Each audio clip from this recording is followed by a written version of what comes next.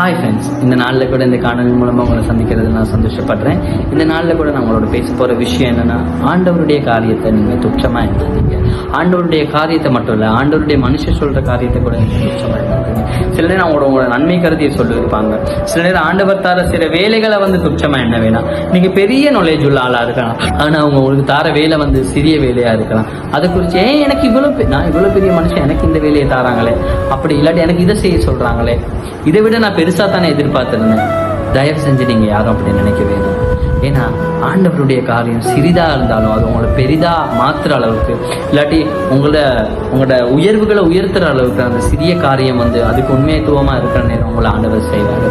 இதே நேரத்தில் கூட நாங்கள் பார்ப்போம், 2 ராஜாக்கள் 4ஆம் அதிகாரத்தை கூட நாங்கள் இந்த நேரத்தில் கூட பார்ப்போம். அதில் வாராரு நாகமான்னு சொல்லி ஒரு மனுஷன் வாராரு. அவர் மேலெல்லாம் குஷ்டரோகம் உடைய மனுஷனாக இருக்கிறாரு. அவர் அங்கே வாராரு, இஸ்ரவேல் நகரத்துக்குள்ள அவர் வாராரு. எலிசான்னு ஒரு மனுஷனை தேடுறாரு. எலிசா கிட்ட போறாரு. அப்ப எலிசா சொல்றாரு, அவர் காணிக்கை எல்லாம் எடுத்துட்டு போயிருக்காங்க. அவர் அந்த இடத்துல போனதுக்கு அப்புறம் அந்த இடத்துல போயிட்டு சொல்றாரு, இப்படித்தான பிரச்சனை அப்படின்னு சொல்றாரு. அவர் என்ன செய்யறாரு, நீ போயிட்டு யோர்தான் நதியில 7 தரம் முங்கி எழுந்து அப்படின்னு சொல்றாரு. அப்போ இவருக்கு ஃபுல் அப்செட் ஆகிறாரு. இவர் அங்கேருந்து வெளியே வரேன், ஃபுல் அப்செட் ஆகிறாரு. என்ன, நான் அங்கேருந்து வாரேன், அவ்வளோ தூரத்துல இருந்து வாரேன், இவர் போயிட்டு யோர்தான் நதியில போயிட்டு முங்கி எழும்ப சொல்றாரு அப்படின்னு சொல்லி அவரோட வேலைக்காரர் சொல்றாரு, இல்லை ஐயா, அவர் சொல்றதை நாங்கள் செய்வோம் அப்படின்னு சொல்லி. இல்லை, நான் அவ்வளோ தூரத்துல இருந்து வரேன், எங்களோட நாட்டில் நல்ல நல்ல நதிகள் எல்லாம் இருக்குதானே, நாங்கள் ஏன் அதுல முங்காம இங்க இது பண்ணணும், இது அவ்வளோ இருந்த நதியா இது அப்படின்னு சொல்லி எல்லாம் அவர் கதைக்கிறாரு. ஆனா இந்த இடத்துல அவரை அதை துச்சமா என்றாரு. அவர் அதை கீழ்படியாம போக பார்க்கிறாரு. ஆனால் அவரோட இருந்த வேலைக்காரன் சொல்றான், இல்லை, அவர் சொன்னா நடக்கும், நீங்க செய்து பாருங்களேன் அப்படின்னு சொல்லிட்டு இவரை கூட்டிட்டு போயிட்டு அந்த யோர்தான் நதி கரையில வைக்கிறாங்க. இவர் போய் இறங்கி 1வது தரம் முங்குறாரு, 2வது தரம் முங்குறாரு.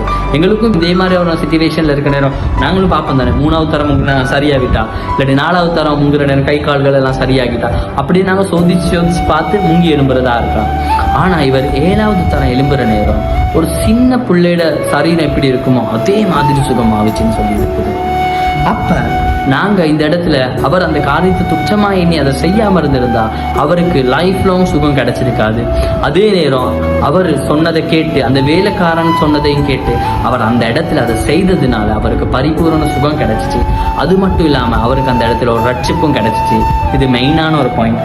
பாருங்க, இந்த இடத்துல நாங்க பார்ப்போம், அவர் அதுக்கப்புறம் அந்த யோர்தான் நதியில முங்கி எழும்பி சரியானதுக்கு அப்புறம் அவர் சொல்ற ஸ்டேட்மெண்ட், அப்பொழுது அவன் நான் தன் கூட்டத்தோட எல்லாம் தேவனுடைய மனுஷனிடத்திலே திரும்பி அவனுக்கு முன்பாக நின்று, இதோ இஸ்ரவேலில் இருக்கின்ற தேவரை தவிர பூமி எங்கும் வேறொரு தேவன் இல்லை என்பதை அறிந்தேன். இப்பொழுது உமது அடியேன் கையிலே ஒரு காணிக்கையை வாங்கி கொள்ள வேண்டும் என்றார். அவர் சொல்றாரு, இதோ இஸ்ரவேலில் இருக்கின்ற தேவனை தவிர பூமி எங்கிலும் வேறொரு தேவன் இல்லையே இல்லை என்று சொல்றார். இதே மாதிரி ஆண்டவர் சில நேரங்கள்ல சில காரியங்கள்ல எங்களை கூட்டிட்டு போவாரு, சில பிரச்சனைகளுக்குள்ளாக கூட்டிட்டு போவாரு.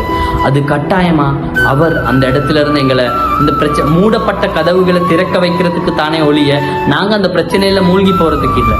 நாங்க இதை அறிஞ்சு கொள்ள இருக்குது. அதனால ஆண்டவர் எந்த காரியத்தை உங்களுக்கு கொடுத்தாலும் நீங்க அதை துச்சமா எண்ண வேணாம். அதன் மூலமாக நிறைய பேர் ரட்சிக்கப்படலாம். சில நேரம் நாங்க பார்க்காத பக்கத்தை ஆண்டவர் எங்களுக்கு காட்டவும் கூடும். அதனால தயவு செய்து அந்த மாதிரியான காரியங்களை துச்சமா எண்ணாம நீங்க ஆண்டவர் கொடுக்கிற காரியத்துல கீழ்ப்படிந்து உங்களோட வாழ்க்கையை கொண்டு போனா இன்னும் உங்களோட வாழ்க்கை பிரகாசமா இருக்கும். நன்றி.